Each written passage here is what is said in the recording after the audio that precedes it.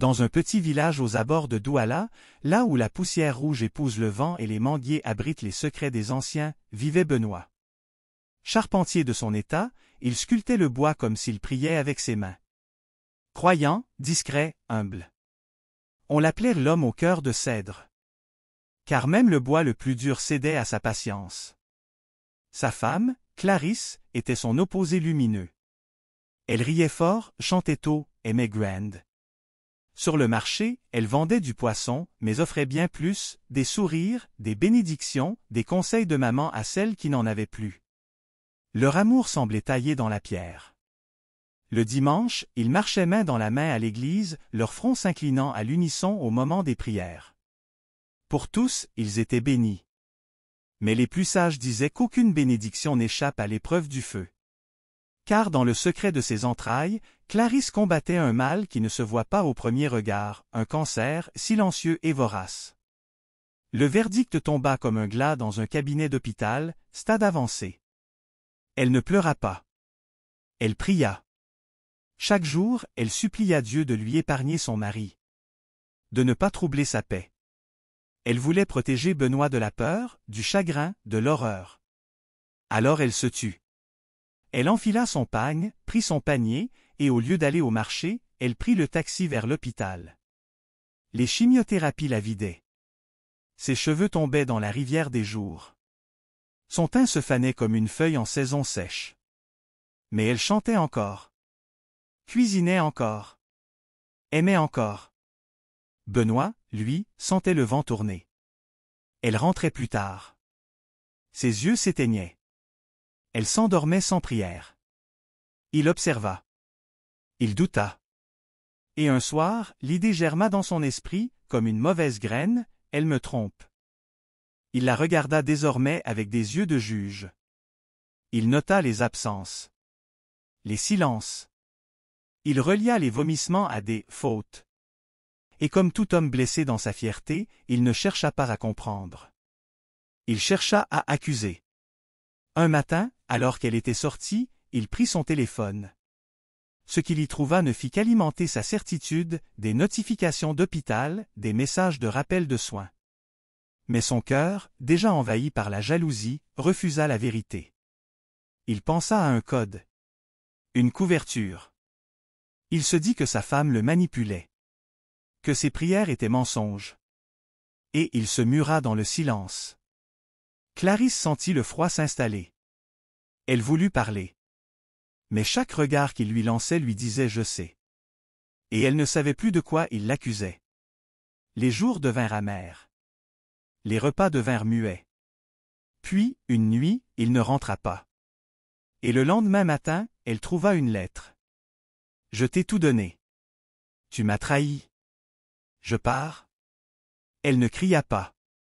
Elle tomba. Mais pas une larme ne sortit de ses yeux. Elle resta au sol, le regard vide. Et quand elle se releva, elle continua. À prier. À cuisiner pour personne. À marcher vers l'hôpital comme un fantôme fidèle à sa mission. Jusqu'au jour où elle ne revint pas, ce n'est pas toujours le silence qui cache la trahison. Parfois, c'est l'amour lui-même qui choisit de se taire, pour protéger. Après le départ de Clarisse, un silence étrange s'abattit sur la maison. Les rideaux restaient tirés. Le portail, rouillé par les pluies, grinçait parfois sans raison. Les enfants du quartier, autrefois attirés par l'odeur du poisson grillé et les contes de Clarisse, passaient désormais à distance. Même les chiens refusaient de s'en approcher. On disait qu'elle avait fui. Qu'elle avait suivi un amant. Ou peut-être, qu'elle s'était suicidée. Mais les vieilles femmes du village, les plus sensibles aux choses de l'au-delà, disaient autre chose. Elles disaient: son âme est encore là. Elle n'est pas partie. Elle attend quelque chose. Elle n'avait pas tort. Car certaines nuits, une lueur vacillante dansait à l'intérieur. Une lumière douce, jaune, comme une bougie allumée. Certains juraient avoir entendu des prières étouffées. D'autres, des gémissements. Une vendeuse affirma même avoir vu Clarisse passer dans le marché, un panier vide à la main, les yeux pleins de tristesse. Mais quand on courut après cette silhouette, elle disparut, comme aspirée par l'air. Et Benoît? Il errait. Loin du village, dans les rues crasseuses de Douala, il sombrait. L'alcool remplaça la prière. Sa foi, il la perdit dans un fond de bouteille. Il s'installa chez un cousin, puis dans un garage. Barbu, amaigri, l'odeur de bois avait laissé place à celle du rhum frelaté. Mais les cauchemars, eux, ne le quittèrent jamais. Chaque nuit, il rêvait d'elle. Clarisse, debout, silencieuse, tenant quelque chose dans ses mains. Un objet en bois. Parfois une croix, parfois une boîte. Son regard le transperçait. Elle ne pleurait pas. Elle ne criait pas. Elle attendait. Un jour, à l'aube, il se réveilla nu, au bord du fleuve Wouri. Ses habits trempés, son portefeuille volé. Il s'assit, regarda le ciel et murmura : « Seigneur, si elle ne m'a pas trahi, donne-moi un signe. » Le vent se leva. Une feuille tomba devant lui. Il la prit, curieusement rectangulaire, pliée. C'était un billet de médecin. À son nom. Clarisse B. Hospitalisée pour chimiothérapie. Dernière date, 6 mois plus tôt. Benoît blêmit. Son cœur manqua un battement. Il relut. Relut encore. Et soudain, la vérité le frappa comme un fouet, elle n'avait jamais menti. Il hurla. Il tapa du poing contre un arbre. Puis il pleura, comme un enfant orphelin. Le lendemain, il prit le premier bus. Direction, le village. Direction, la maison. Quand il poussa la porte, le silence le frappa. Plus fort que le remords. Tout était en place, comme figé dans le temps. Le pagne de Clarisse pendait encore à un clou. Un bol de bouillie desséché était posé sur la table. Et là, au centre, une boîte en bois sculpté, avec son nom gravé, Benoît. Il la prit. Trembla. L'ouvrit. À l'intérieur, une lettre. Une mèche de cheveux. Et un petit chapelet. Il lut. Mon amour, si tu lis ceci, c'est que je ne suis plus là. Je ne t'ai jamais trompé.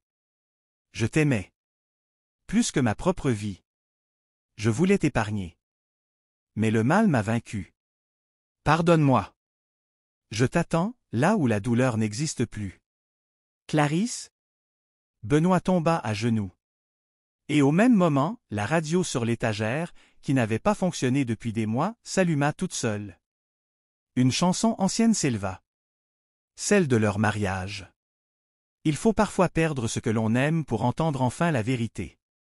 Mais certaines vérités n'arrivent qu'avec le silence et le pardon. La nuit était tombée sur le village. Pas une étoile dans le ciel. Seule la lumière tremblotante de la lune filtrait à travers les volets entr'ouverts de la maison de Benoît. Il était là, assis sur le sol, la boîte de Clarisse ouverte devant lui, le chapelet dans la main, les yeux rivés sur la lettre qu'il avait relue 100 fois. Il ne pleurait plus. Il priait. Pour la première fois depuis des mois. À voix basse, brisée. Mais ce soir-là, quelque chose changea. À minuit, un bruit sec déchira le silence, la porte de la chambre se referma toute seule. Aucun vent. Aucun courant d'air. Benoît se leva lentement, chaque pas résonnant sur le vieux parquet comme un appel. Il poussa la porte. Et là, il la vit. Clarisse. Debout. Immobile. Ses cheveux courts, son regard profond. Elle portait sa robe blanche du dimanche. Une douce lumière l'enveloppait, irréelle. Mais elle ne parlait pas. Benoît recula, effrayé. Il trébucha. Ferma les yeux. Et quand il les rouvrit, elle avait disparu. Et pourtant, la pièce portait encore son odeur. Le parfum d'un baume au citron qu'elle utilisait. Ce fut la première nuit. D'autres suivirent. À chaque fois, Clarisse apparaissait. Toujours dans cette chambre. Toujours silencieuse. Mais son regard devenait de plus en plus intense, presque pressant. Comme si elle attendait une action. Une réponse. Benoît commença à parler à voix haute. « Que veux-tu? Que dois-je faire? Pardonne-moi. » Mais elle ne répondait pas. Alors il alla voir le curé du village, un vieil homme aux yeux fatigués mais au cœur grand. « Mon père, elle est là. Je la vois. Je la sens. Elle ne part pas. Tu portes le poids de la faute, Benoît. Et tu l'empêches de partir.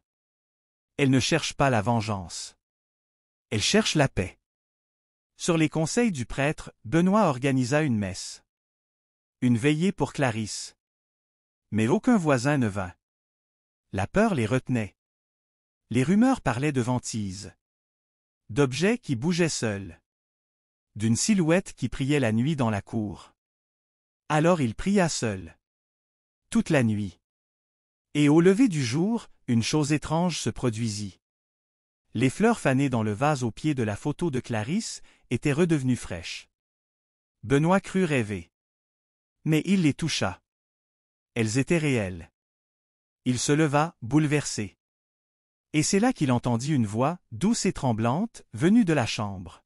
« Tu n'as pas encore tout lu. » Il courut dans la pièce. Rien? Mais sur la boîte, un double fond qu'il n'avait pas remarqué. Il l'ouvrit. Une deuxième lettre. Et un carnet. Le journal intime de Clarisse.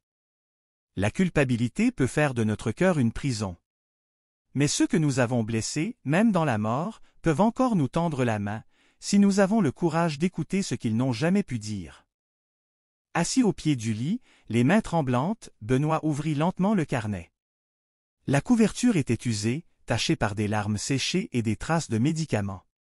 Sur la première page, une simple inscription. « Pour mon Benoît. S'il découvre ce journal, c'est qu'il est prêt à m'écouter. » Il déglutit, puis tourna la page. Chaque ligne était une prière. Une confession. Un cri étouffé. Clarisse y avait tout consigné. Le jour du diagnostic. Les visites secrètes à l'hôpital. Ses cheveux qu'elle gardait dans une enveloppe en pleurant seule dans la salle de bain. Ses doutes, ses espoirs. Son amour immense pour cet homme qui, sans le savoir, s'éloignait. « Benoît, je ne voulais pas que tu me voies dépérir. Je voulais que ton dernier souvenir de moi soit vivant, joyeux, debout. Je voulais t'épargner cette image que je ne supporte même pas moi-même dans le miroir. Certains jours, je me dis que Dieu m'a abandonné. Puis je te vois prier. Et je me rappelle qu'il est encore là. À travers toi. » Page après page, Benoît se transforma. Le cœur alourdi de remords, il pleurait comme un homme qu'on déchire de l'intérieur. Mais à mesure qu'il lisait, une force étrange naissait en lui. Quelque chose d'ancien, de profond. Une certitude, il devait réparer. Alors il retourna voir le curé. Il demanda à organiser une cérémonie de pardon, une bénédiction de la maison. Mais le prêtre hésita. « Cette maison, elle est marquée. Il te faudra plus que l'eau bénite. Il te faudra le pardon véritable. Et une promesse. » Laquelle? « Promets de faire d'elle un lieu de paix. D'y accueillir ceux que le monde rejette. De ne plus jamais juger sans comprendre. » Benoît accepta. Il commença à nettoyer la maison. Chaque pièce. Chaque objet. Il lavait avec ses larmes. Il priait en marchant. Dans la chambre, il plaça une photo de Clarisse entourée de fleurs fraîches et d'un chapelet. Et chaque soir, il lisait une page du journal à voix haute. Et à chaque lecture, une chose se produisait. Les portes cessaient de grincer. L'air devenait plus léger. Une paix douce s'installait. Puis, une nuit, après avoir lu les dernières lignes, il s'endormit. Et rêva. Il se trouvait dans un champ immense, baigné de lumière dorée. Clarisse s'avança vers lui. Elle souriait. Elle portait à nouveau ses longs cheveux, sa robe de coton blanc, ses yeux brillants. Elle tendit la main. « Merci d'avoir enfin entendu. Je peux partir maintenant? » Mais avant de s'éloigner, elle ajouta. « Il reste encore une chose à faire. Une vérité que tu n'as pas encore vue. » Il voulut parler, la retenir, mais elle disparut dans une lumière éclatante. Benoît se réveilla, le cœur battant. Il regarda autour de lui. Tout était calme. Puis son regard tomba sur le carnet, qui venait de s'ouvrir tout seul à une dernière page qu'il n'avait pas vue. Une page différente. Avec des symboles. Une prière ancienne. Et un nom. Celui d'un homme que Benoît croyait avoir oublié depuis longtemps. Pardonner, ce n'est pas oublier. C'est transformer la douleur en offrande et la mémoire en lumière. Mais certains secrets ne reposent jamais complètement, tant qu'ils ne sont pas dévoilés. Le carnet était resté ouvert sur cette dernière page. Des mots en langue bassa, écrits d'une main tremblante, une prière funéraire ancienne, oubliée, que seule une génération de femmes savait encore prononcer. À côté, un nom. Mbarga Théophile? Benoît sentit son cœur se serrer. Ce nom, il le connaissait. C'était l'ancien guérisseur du village, exilé depuis plus de 20 ans pour avoir été accusé de sorcellerie. Un homme que Clarisse, à l'adolescence, appelait Grand-Père Lumière. Pourquoi son nom apparaissait-il dans ce carnet? Benoît se mit en route le lendemain. Il marcha plusieurs heures, traversa les collines, interrogea les chasseurs, les enfants, les anciens. Finalement, dans une case reculée au bord d'un marécage, il le trouva. Théophile? Très vieux. Aveugle? Mais toujours éveillé. Avant même que Benoît ne parle, l'ancien dit calmement. Elle t'a conduit jusqu'à moi. Tu dois voir ce que tu refuses encore de voir. Benoît s'agenouilla, lui tendit le carnet. Théophile toucha la couverture, murmura la prière. Puis, il alluma 3 bougies, planta 3 aiguilles dans une calebasse et souffla une poudre blanche dans le feu. La fumée devint dense, puis se mua en forme, des silhouettes, des souvenirs. Benoît vit Clarisse, jeune, malade. Il la vit pleurer dans cette même case. Il la vit demander une chose impensable. Si un jour je pars sans pouvoir lui dire la vérité, fais-le à ma place. Et Théophile avait promis. Mais Clarisse, jusqu'au bout, avait voulu que Benoît le découvre par lui-même. Puis l'image changea. Il vit, lui-même. Plus jeune. Cruel. Dur. Il se revit, un soir, ignorant Clarisse, qui, en larmes, voulait lui parler. Il se vit la rabrouer, accusée, humiliée. Ce n'était pas la maladie qui l'avait fait fuir, c'était sa propre peur d'être trahi, plus forte que l'amour. Et là, dans la fumée, Clarisse apparut une dernière fois. « Benoît? Tu as toujours cru que c'était moi le secret. Mais c'était toi. Ton silence. Ton orgueil. Ton refus d'aimer même quand tu ne comprenais pas. » La fumée disparut. Benoît tomba à genoux. Théophile posa la main sur son front. « Retourne. Elle t'attend. » De retour au village, le ciel était devenu noir. Une pluie fine tombait, comme un baptême silencieux. Benoît entra dans la maison. La boîte était vide. Le carnet fermé. Mais sur le mur, une inscription était apparue, comme gravée dans le bois. L'amour ne juge pas. Il espère. Il endure. Il pardonne. Il comprit enfin. Tout n'était pas fini. Tout commençait. Il transforma la maison. En lieu d'accueil. En refuge. Il y hébergea les veuves, les enfants orphelins, les malades du village. Il raconta l'histoire de Clarisse, non comme une tragédie, mais comme une offrande. Et chaque soir, il allumait une bougie, posait une fleur sous la photo de Clarisse, et murmurait. « Merci de m'avoir aimé, même quand je n'en étais pas digne. » Parfois, la lumière vacillait. Comme une réponse. Épilogue spirituel. On raconte encore, dans le village, qu'à certaines nuits d'orage, on peut entendre une femme chanter doucement dans la maison. Et que ceux qui s'arrêtent devant la porte sentent une paix inconnue les traverser. L'amour ne se mesure pas aux maudits, mais à ceux qu'on aurait dû dire.